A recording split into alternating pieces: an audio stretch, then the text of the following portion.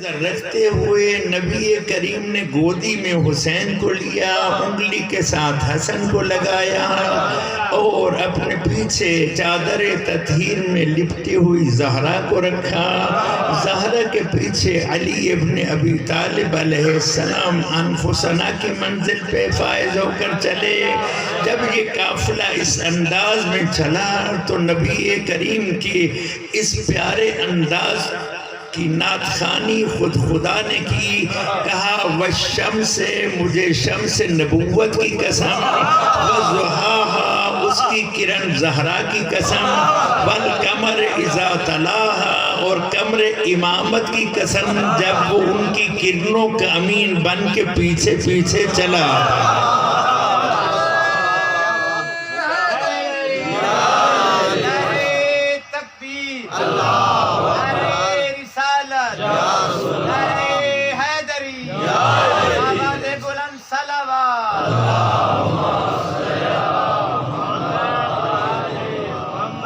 والشمس وضحاها والقمر اذا تلاها والنهار اذا جلاها والليل اذا يغشاها والسماء وما بناها والارض وما طحاها ونفس وما سواها فألهمها فجورها وتقواها۔ قسمیں اٹھانے کے بعد خدا بند متعال فرماتے ہیں ہم نے ہر شخص کے اندر اس بات کا الہام کر دیا ہے کہ اچھائی کیا ہے، برائی کیا ہے۔ معصوم سے پوچھا گیا کہ کب بندے کو یقین ہو کہ اس کے دل میں ابھی ایمان کی رتی باقی ہے، ایمان کی رتی ابھی باقی ہے، کیسے پتہ چلے؟ کہا جب تک اچھائی کرنے پر اس کے اندر سے شاباش کی صدا آئے اور برائی کرنے پر اس کے اندر سے ملامت اٹھے تو سمجھے ایمان کی رتی باقی۔ صلوات تو پڑھ لیجئے بابا۔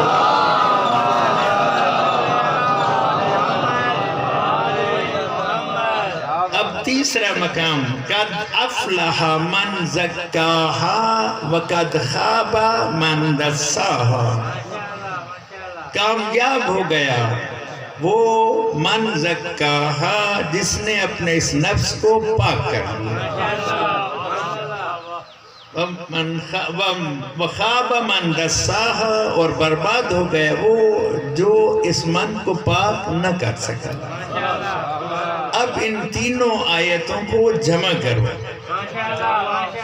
کامیاب ہو گئے، رزلٹ سنا دیا گیا۔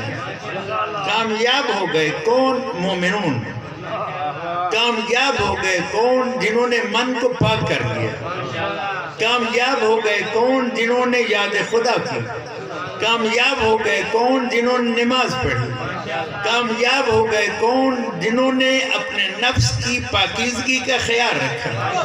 ان تینوں کو جمع کریں تو کامیابی بس ایک نقطے میں سمٹ آتی ہے کہ مومن ہوتا ہی وہی ہے جس کا من پاک ہوتا ہے، یاد خدا میں رہتا ہے، نماز کو قائم کرتا ہے۔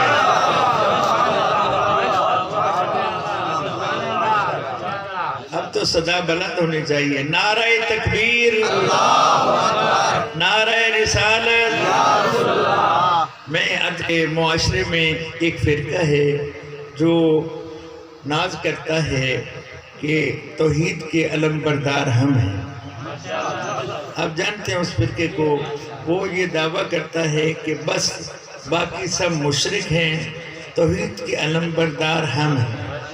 ہم انہیں بتانا چاہتے ہیں کہ توحید کی علم برداروں، درس توحید لینا ہے تو درس توحید جس درسگاہ سے ملتا ہے اس درسگاہ کا نام کربلا ہے اور اس کی کلاس کا نام مجلس عزا ہے۔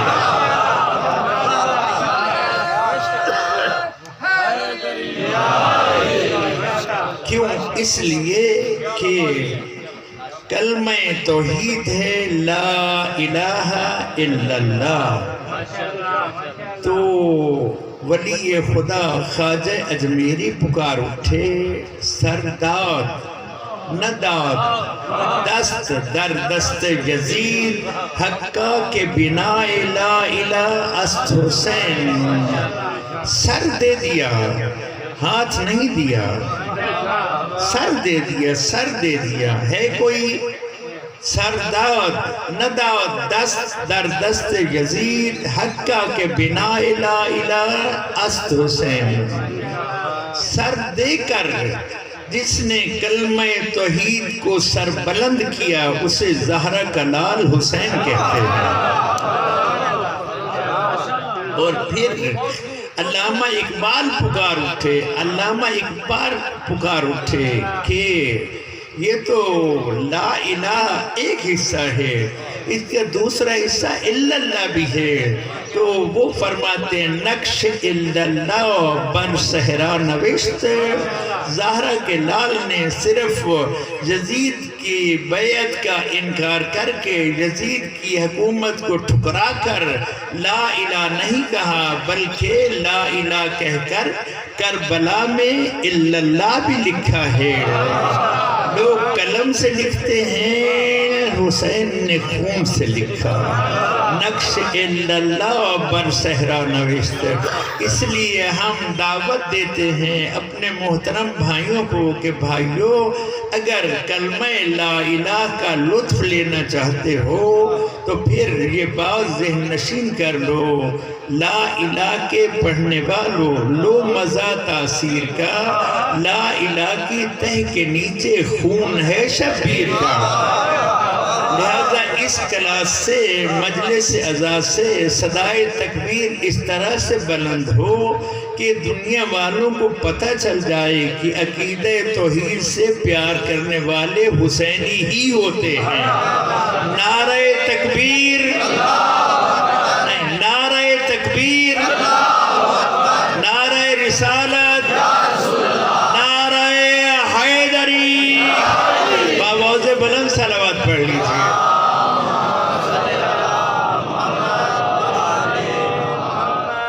بندگی کے دیس میں سب سے بڑا حسین ہے، بندگی کے دیس میں سب سے بڑا حسین، کرتا رہا خدا کے لیے کیا سے کیا حسین، کرتا رہا خدا کے لیے کیا سے کیا حسین۔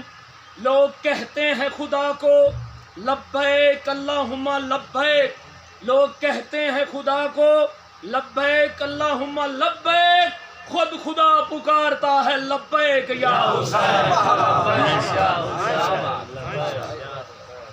نعرہ حیدری، مل کر بآواز بلند صلوات پڑھ لیجیے۔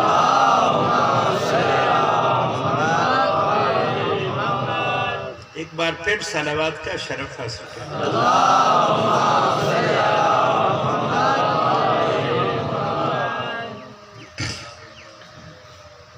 قد افلح المومنون، عنوان ذہن نشین، قد افلح المومنون۔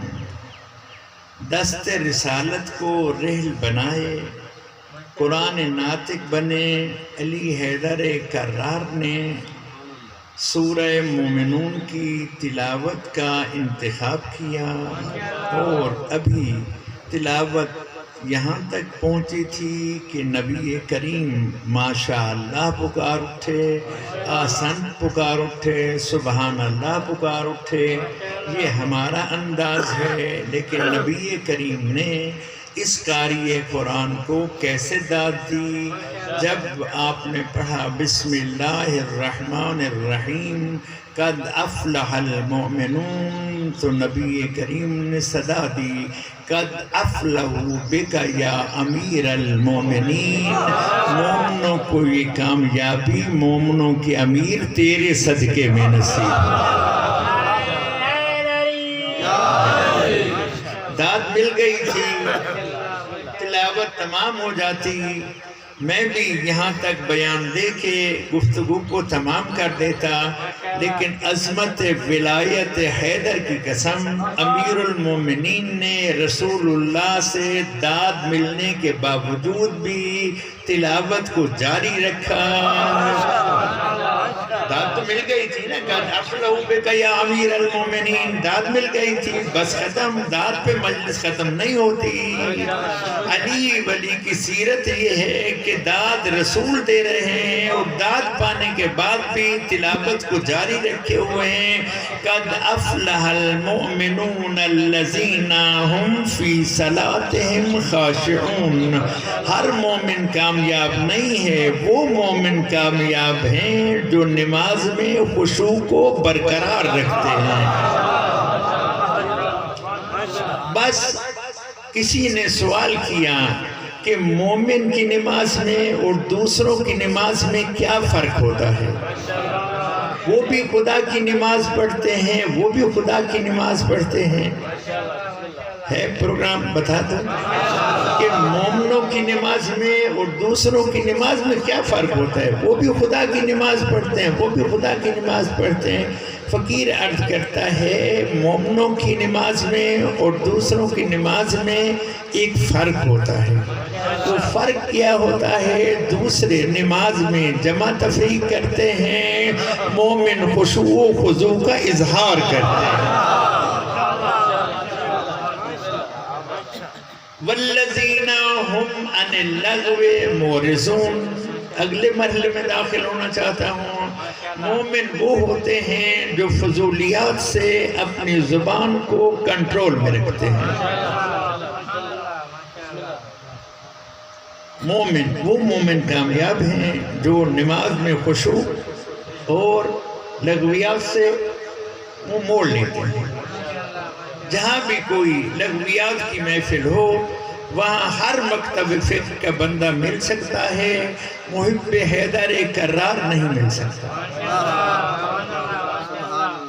میں نہیں جانتا بھائی تھوڑے علاقے سے کو کیا آخدیں، ساڑھے پاس سے کو آخدیں وقتی، ٹھیک ہے نا جی، اردو ترجمہ ہے ٹھٹھا مذاق، ٹھیک ہے نا جی، ہاں جی، تھوڑے علاقے سے کیا آخدیں رکھو یہ کچھ ہے نا وقتی آخدیں نا جی، ٹھیک ہے نا جی، بڑا مزہ آتا ہے جی، ساری رات محفلیں سجیاں کدے گئی ہیں نیندراں تے کدے گئی ہیں پریشانیاں تے کدے گئے مسئلے مسائل تے گھاری بھول گیا تے گنن سودا بیندہ پیام تے سودا ہی بھلا گیا تے گھارہ لیندے بھی خبر سمجھ آنی پئی ہے والذین هم عن اللغو معرضون، وہ مومن کامیاب ہو گئے جو لغویات میں پڑھتے نہیں ہیں، بلکہ اگر کہیں ایسی محفل ہو تو اس محفل سے منہ موڑ کے بتاتے ہیں یہ محفل کسی اور کے لائق ہے، محب حیدر کے لائق نہیں ہے۔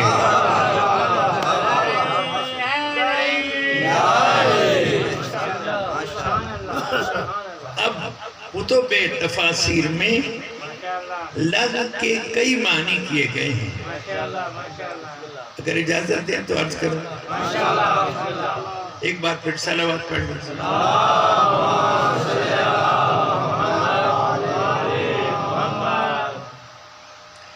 معصوم ارشاد فرماتے ہیں کل کلام، توجہ آسان لفظ ہے، کل کلام لیس فیہ للہ ذکر فہو لغو، ہر وہ گفتگو جس گفتگو میں اللہ کی یاد نہ ہو وہ لغو ہے۔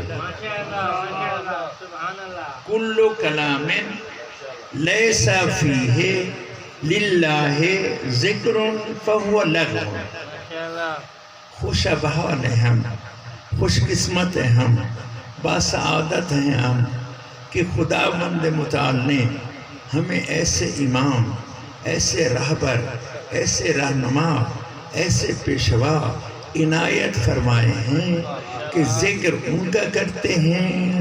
مصطفیٰ فرماتے ہیں میرا ذکر ہو رہا ہے، خدا فرماتا ہے میرا ذکر ہو رہا ہے۔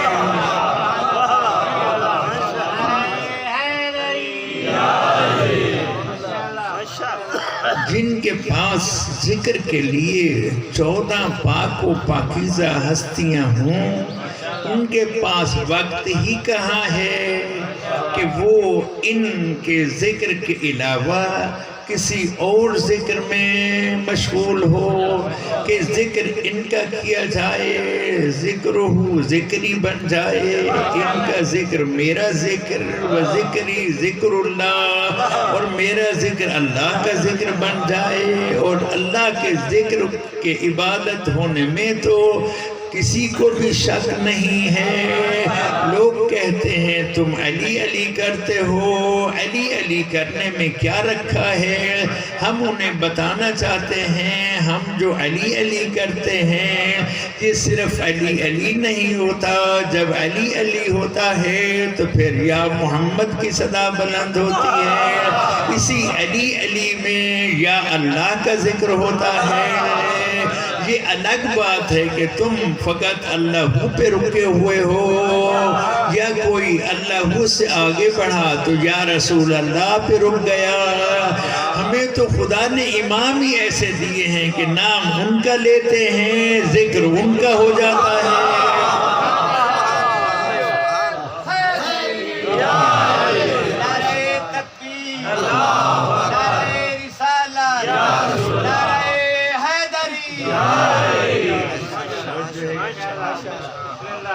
میں آپ سے صرف ایک سوال کرتا ہوں، سادہ سا، پہلے مرحلے کا۔ آپ مولا علی علیہ السلام کی تشریف آوری کا ذکر کریں۔ میں بادب پڑھنے والا ہوں، استاد پڑھنے والا نہیں ہوں۔ مولا علی علیہ السلام کی تشریف آوری کا ذکر کریں۔ مولا علی علیہ السلام کہاں آئے؟ بیت اللہ میں۔ کہاں آئے بھائی؟ بولیے۔ بیت اللہ میں۔ کون لینے گئے؟ رسول اللہ۔ جس کی تشریف آوری میں بیت اللہ بھی آ جائے، رسول اللہ بھی آ جائے، اسے علی کہتے ہیں۔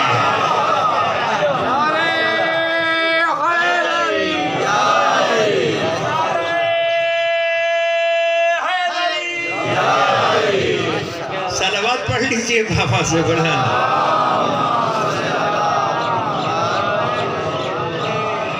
بس اسی نشہ ولایت میں ایک پیغام دینا چاہتا ہوں۔ اب یہ نشہ ولایت ٹوٹنے نہ پائے۔ ٹھیک ہے جی، ماشاءاللہ اب خوب نشہ ولایت، زمین آمادہ ہے۔ وہ کسان عقل مند نہیں ہوتا جو زمین تیار کرے اور بیج نہ ڈالے۔ زمین پہ اس نے بہت محنت کی ہو، زمین آمادہ ہے ولایت کی۔ جب ولایت کی زمین آمادہ ہو گئی ہے تو پھر کچھ بیج بھی ڈالے تاکہ فصل تیار ہو۔ تو سنیے، امام جعفر صادق علیہ السلام ارشاد فرماتے ہیں کہ لغو سے مراد گانا بجانا ہے۔ لغو سے مراد گانا بجانا۔ تو وسائل الشیعہ علامہ حر عاملی علیہ رحمہ، جن کی قبر مبارک مشہد میں، جی ماشاءاللہ مشہد میں بارگاہ امام رضا کے برآمدے میں ان کی قبر مبارک ہے۔ علامہ حر عاملی علیہ رحمہ، ان کی کتاب ہے وسائل الشیعہ جو 20 جلدوں پر مشتمل ہے، جس کا اردو ترجمہ بھی ہو چکا ہے۔ اس میں امام کا یہ فرمان ہے، فرماتے ہیں من ضرب فی بیتہ بربۃ 40 یوماً، جس کے گھر میں 40 دن گانا بجانا ہو۔ حوالہ دے کر عرض کر رہا ہوں، جس کے گھر میں 40 دن تک گانا بجانا ہو۔ اب ضرورت نہیں ہے کسی ڈھول تماشے والے کو بلانے کی، اب الحمدللہ ٹی وی بھی ہے، ٹی وی نہ ہو تو موبائل بھی ہے۔ صلوات تو پڑھ لیجئے بہت۔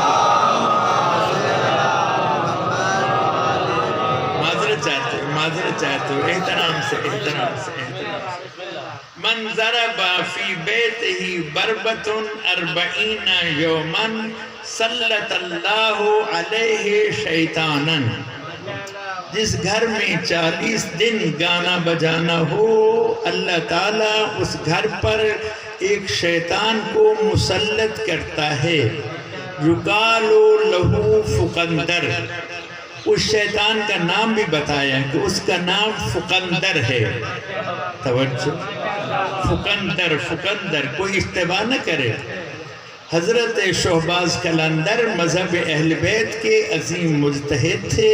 انہوں نے سندھ میں مذہب اہل بیت کی عظیم ترویج کی. وہ الگ بزرگوار ہیں. یہ فقندر ہے، کوئی اشتباہ نہ کرتا ہے سننے میں. یقال لہو فقندر، اس کا نام فقندر ہے. لا فلا یبکا عضو من اعضائہ الا قعد علیہ. پھر جب خدا اس پر اس شیطان کو مسلط کرتا ہے تو یہ شیطان اس کے جسم کے تمام اعضاء پر تسلط حاصل کر لیتا ہے. آنکھ، کان، زبان، ہاتھ، پاؤں، پورے جسم کے ہر عضو پر اس کا تسلط ہو جاتا ہے. اور جب کیسے پتہ چلے کہ فقندر کا تسلط ہو گیا ہے تو فرماتے ہیں اس کی نشانی کیا ہے. فَإِذَا كَانَ كَذَلِكَ، جب ایسا ہو جائے کہ وہ شیطان اس پر تسلط حاصل کر لے اور تمام اعضاء اس شخص کے اس کے کنٹرول میں آ جائیں تو نشانی کیا ہے. نَزَعَ مِنْهُ الْحَيَاءُ، اس سے حیا چھن جاتا ہے. نُزِعَ مِنْهُ الْحَيَاءُ، اس سے حیا چھن جاتا ہے، حیا جاتا رہتا ہے. پھر کیا ہوتا ہے. فَلَمْ يُبَالِ مَا قَالَ وَلَا مَا قِيلَ فِيهِ. اب پیمانہ دے رہے ہیں معصوم میں نہیں کہ کیسے اس سے حیا چھن جاتا ہے. اس کی نشانی کیا ہے کہ حیا ہے یا چھن گیا ہے. یہی ہے کمال بیان معصوم. فرماتے ہیں پھر اسے یہ پرواہ نہیں ہوتی کہ وہ کسی کے بارے میں کیا کہہ رہا ہے اور کوئی اس کے بارے میں کیا کہہ رہا ہے. یہ اب آپ معاشرے میں جانتے ہیں. کہتے ہیں او قبلہ چھوڑو، یہ تسا اپنے علاقے دی گاہ نہیں کریں دو، یہ سارے علاقے دی زبان ہے. ایک دوجہ کو ایویں الٹے سیدھے نامہ نال سڑنا. یہ اس وقت ہوتا ہے جب حیا چھن جاتا ہے. ورنہ مومن کا اس قدر احترام ہے کہ اس کو نیک نام سے بھی یاد کرنا درست نہیں ہے. صلوات پڑھیے بابا سے بلند.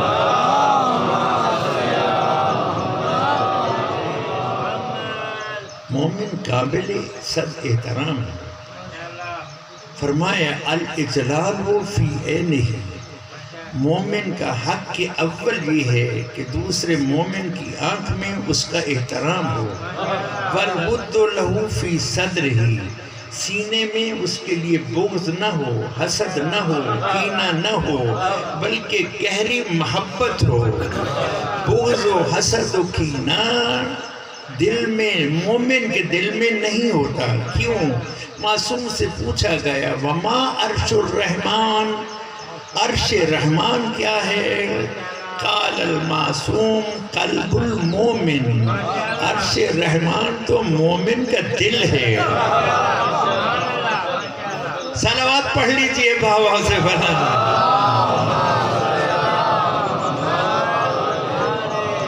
ایک بار پھر صلوات کا شرف حاصل.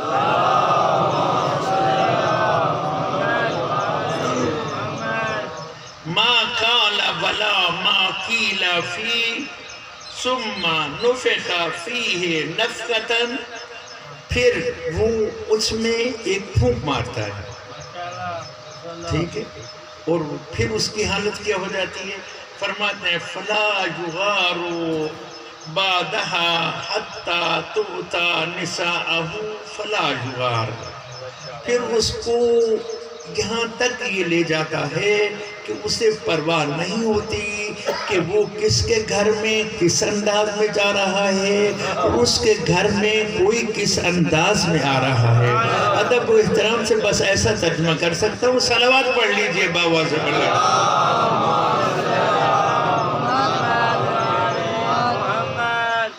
اور نتیجہ فرماتے ہیں فَإِن مَاتَ فِي الْأَرْبَعِينَ، اگر وہ انہی 40 دنوں میں مر جائے، ماتا فاجرن فاسقن، وہ فاسق و فاجر مرتا ہے، ماواہ جہنم، اس کا ٹھکانہ جہنم ہوتا ہے، اور جہنم بئس المصیر، برا ٹھکانہ ہے، اور یہ ٹھکانہ مومنوں کے لیے نہیں ہے، یہ تو کسی اور کے لیے ہے۔ خدا فرماتا ہے اگر تمام لوگ محبت علی پہ جمع ہو جاتے تو میں جہنم کو خلق ہی نہ کرتا۔ اگر اپنے آپ کو مومن بنا کے رکھنا ہے تو ایسے ہر کام سے بچ کہ جس کے ذریعے سے انسان جہنم میں چلا جائے۔ صلوات پڑھ لیجئے بابا سے بڑھ۔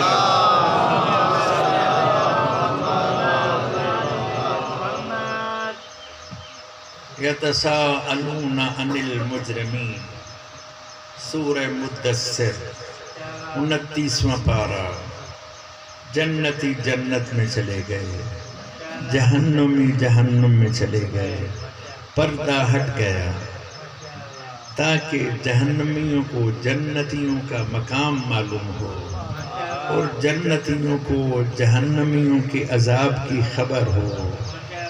اس عالم میں جب پردہ ہٹے گا، یتساءلون عن المجرمین، سورہ مدثر دوسرا رکو، یتساءلون عن المجرمین، وہ جنت والے یعنی مومن، یتساءلون عن المجرمین، جہنم والے مجرموں سے پوچھیں گے، ما سلککم فی سقر، تمہیں جہنم کے اس سقر نامی گڑھے میں کون سی چیز لے کر آئی؟ قرآن ہے، میرا بیان نہیں ہے، کلام خدا ہے۔ پڑھ لیجئے 29واں پارہ سورہ مدثر، یتساءلون عن المجرمین ما سلککم فی سقر۔ سب سے پہلا جواب وہ جہنمی جو دیں گے وہ یہی کہیں گے، قالو، قرآن کہتا ہے وہ سب سقر والے گڑھے میں رہنے والے ایک ہی جواب دیں گے مل کر، قالو لم نک من المصلین، ہم نماز نہیں پڑھتے تھے، وَلَمْ نَكُنْ نُطْعِمُ الْمِسْكِينَ، ہم مسکینوں کو کھانا نہیں کھلاتے تھے، وَكُنَّا نَخُوضُ مَعَ الْخَائِضِينَ، اور ہم ٹھٹھا مذاق کرنے والوں کے ساتھ مل کر ٹھٹھا مذاق کیا کرتے تھے، وَكُنَّا نُكَذِّبُ بِيَوْمِ الدِّينِ، اور اپنے ان اعمال کے ذریعہ سے ہم قیامت کے دن کو جھٹلاتے تھے۔ جن کو قیامت کا یقین ہوتا ہے وہ نماز بھی پڑھتے ہیں، جن کو قیامت کا یقین ہوتا ہے وہ مساکین کو کھانا بھی کھلاتے ہیں، جن کو قیامت کا یقین ہوتا ہے وہ اپنے کان، آنکھ، زبان پہ بھی کنٹرول رکھتے ہیں۔ وہ کہیں گے یتساءلون عن المجرمین ما سلککم فی سقر، قالوا لم نک من المصلین ولم نک نطعم المسکین وکنا نخوض مع الخائضین وکنا نکذب بیوم الدین حتی اتانا الیقین، یہاں تک کہ ہمیں موت آ گئی۔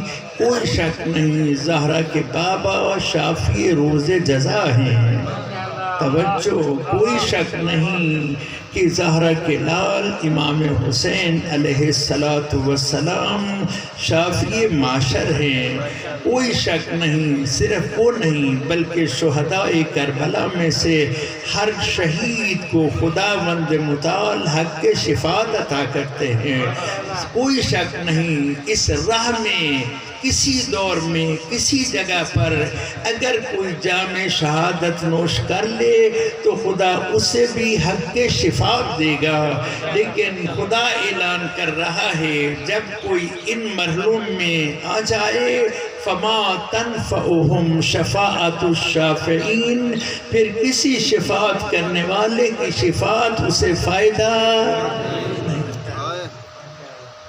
گھبرانا نہیں ہے، پریشان نہیں ہونا، جس قدر بھی گناہگار ہو جائیں، لیکن ایک گناہگار سے زیادہ آپ گناہگار نہیں ہیں۔ گھبرائیں نہیں، وہ بہت مہربان ہے۔ ایک گناہگار سے زیادہ آپ گناہگار نہیں۔ آپ کے دامن میں جس قدر بھی گناہ ہو، لیکن وہ گناہ نہیں ہے جو حر کے دامن میں تھا۔ حر کے دامن میں کیا گناہ تھا جو ہمارے دامن میں نہیں ہے؟ جتنے گناہ بھی ہوں، لیکن حر ایسا گناہ نہیں ہے۔ حر وہ گناہگار ہے جس نے زہرا کے لال کی سواری کے لجام میں ہاتھ ڈال کے زہرا جائیوں کو کربلا کے صحرا میں اترنے پہ مجبور کیا تھا۔ کربلا کی زیارت کرنے والے جانتے ہیں کہ حر کربلا میں باب توبہ ہے، توبہ کا دروازہ حر ہے، جس نے بتایا کہ توبہ کیسے کی جاتی ہے، گناہ کا اعتراف کب تک کیسے رہنا چاہیے۔ آ جاتا ہے وہ وقت کہ حر دریائے فرات سے وضو کر رہا ہے۔ واہ مظلومیت زہرا کہ ایک سیاہ پوش بی بی کی صدا بلند ہوتی ہے، حر تجھے شرم نہیں آتی؟ جو پانی میرا حق المہر ہے اس سے وضو کرتا ہے اور میرے بیٹے کو قتل کرنے کا پروگرام رکھتا ہے۔ حر کانپ گیا، اٹھا اور اپنے آپ کو جنت و جہنم کے درمیان دیکھنے لگا، جس پہ کپ کپی ہے، اور اس کا غلام اس سے سوال کرتا ہے تو شجاع ہے، آج تیری یہ کیفیت کیا ہے؟ کہتا ہے میں آج اپنے آپ کو جنت و جہنم کے درمیان دیکھ رہا ہوں، اور ابھی میرے لیے فیصلے کا وقت ہے۔ توبہ کرنے میں دیر نہیں، بشرطے کہ سیرت حر کو اپنا۔ اسی لمحے اپنے بیٹے کو متوجہ کرتا ہے، بیٹا ساتھ تیار ہو جاتا ہے اور اپنے گھوڑے کو لجام دیتا ہے، اور گھوڑا دوڑ لگاتا ہے اور خیام حسینی کی طرف بڑھتا ہے۔ جیسے ہی خیام حسینی کے قریب، اب میری طرف دیکھنا، جیسے ہی خیام حسینی کے قریب پہنچتا ہے، اپنے آپ کو گھوڑے سے گرا دیتا ہے، اپنے گناہگار چہرے کو اپنے امامے کے دامن میں چھپا لیتا ہے، اپنے ہاتھوں کو باندھ لیتا ہے اور خیام حسینی کی طرف بڑھتا ہے۔ ادھر سے زہرا کے لال کی لجپالی یہ ہے، فرماتے ہیں عباس بھیا، اکبر بیٹا جاؤ، میرا مہمان آ رہا ہے، استقبال کرو۔ ادھر سے عباس اکبر علیہ السلام حر کے استقبال میں بڑھتے ہیں کہ زہرا کی لجپالی میں، لجپال بیٹے کی لجپالی میں اضافہ ہوتا ہے کہ امام خود حر کے استقبال میں چل پڑتے ہیں۔ امام کو پیدل آتے دیکھ کر حضرت عباس بھی گھوڑے سے اتر جاتے ہیں، علی اکبر بھی اتر جاتے ہیں۔ امام پوچھتے ہیں تم کیوں گھوڑے سے اتر گئے؟ کہا آقا جس مہمان کا احترام زہرا کا لال پیدل چل کے کرے، ہم اس کا احترام گھوڑے پہ سوار ہو کر کیسے کر سکتے ہیں؟ حر اپنے آپ کو امام کے قدموں میں گراتا ہے، قدموں کے بوسے لے کر عرض کرتا ہے مولا میں بڑا گناہگار ہوں، کیا میرا گناہ معاف ہو سکتا ہے؟ زہرا کے لال نے حر کو بازوؤں سے پکڑا، سینہ سے لگایا، ماتھے پہ بوسہ دیا اور کہا حر تو نے آنے میں دیر کی ہے، ہمارے کرم کی خیرات میں دیر نہیں ہے۔ اجرکم علی اللہ، یہی حق بنتا ہے استقبال کرنے کا۔ حر بارگاہ حسینی میں آ گیا اور ایک مرتبہ مولا سے اجازت لیتا ہے، مولا گستاخ پہلا میں ہوں، میں چاہتا ہوں کربلا کے میدان میں پہلی قربانی میری ہو، لیکن مولا مجھے اجازت دیجیے کہ میں اپنے سے پہلے اپنے بیٹے کی قربانی پیش کروں۔ حر کے بیٹے کا نام بقیر تھا، یہ بھی اسی مزار حر میں ہی دفن ہے۔ بقیر بن حر جوان بیٹا تھا۔ مولا حسین نے کہا، فرمایا کہ بکیر کو کیوں پہلے بھیجا ہے؟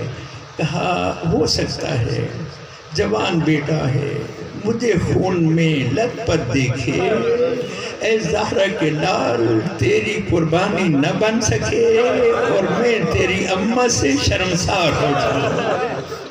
بکیر، جگر تھام لیجئے، بکیر میدان میں اترتا ہے، یہاں تک کہ جام شہادت نوش کرتا ہے۔ بزرگوں کو دعوت ہے، خدا تمہیں جوان اولاد کے صدمات سے محفوظ رکھے۔ حر پڑھتا ہے کہ جائے بیٹے کے لاشا کو اٹھائے۔ امام فرماتے ہیں، حر تجھے معلوم نہیں میرے نانا کی شریعت میں بوڑھے باپ جوان بیٹے کے لاشے نہیں اٹھاتے، تیرے بیٹے کا لاشا ہم اٹھا کے لائیں گے۔ ہم عرض کریں گے، آقا حر کے بیٹے کے لیے اتنی لجپالی، ابھی کچھ دیر بعد جب تیرا اکبر زین ذوالجلالہ سے زمین کربلا پہ آئے گا، اجرکم علی اللہ، اجرکم علی اللہ۔ یہی ہے حق پرسا، یہ عزادارو بکیر کا لاشا آ گیا۔ اب حر میدان میں اترتا ہے، بہادری کا مظاہرہ کرتا ہے، 80 ملاعین کو فنار کرتا ہے۔ آخر ابن سعد اعلان کرتا ہے کہ یہ مہمان حسینی تم سے ایسے نہیں مارا جائے گا، اس پر یک بارگی حملہ کرو۔ ہر طرف سے تیروں کی بارش ہوتی ہے اور ایک مرتبہ حر کا گھوڑا ایک تیر کا نشانہ بن کے گرتا ہے اور مر جاتا ہے۔ حر زمین پہ پھر اپنے آپ کو سنبھالتا ہے اور کہتا ہے، حسینیوں کی شجاعت گھوڑے کی محتاج نہیں ہوتی، میں جذبہ حسینی لے کر میدان میں اترا ہوں۔ ادھر سے زہرا کے لال داد دیتے ہیں، او میرا مہمان، اجرکم علی اللہ۔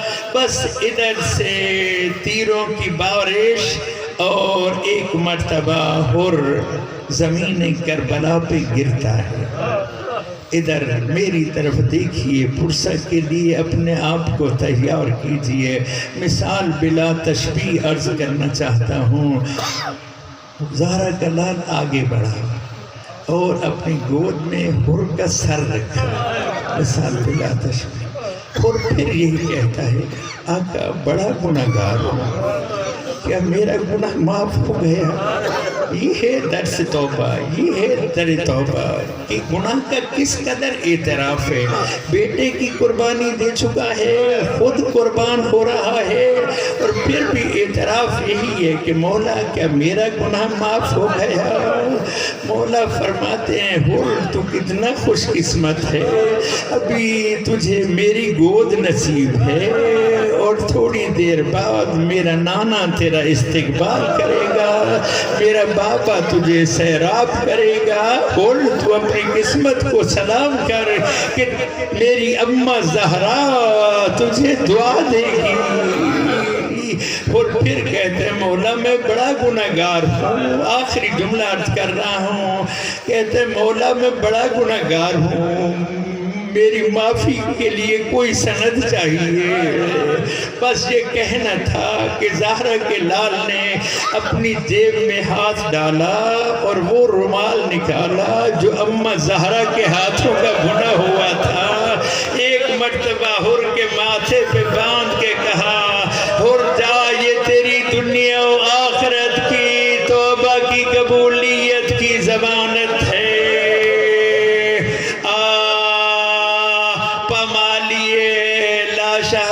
شہداء کا وقت آ گیا، آنے لگے شہداء کے وارث سے، کوئی کہتا تھا میرا اس سے یہ تعلق تھا، کوئی کہتا تھا یہ چلا گیا حسین کی طرف لیکن تھا تو ہمارے کبھی نے کہا۔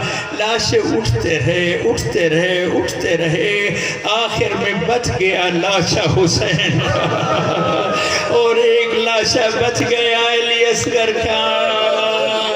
بی بی زینب نے صدا دی با غربتا، آج ہر شہید کے وارث آئے، حسین تیرا کوئی وارث نہ۔ رباب پکاری اصغر، آج میرا بھی کوئی ہوتا کہ تیرا لاشا اٹھاتا۔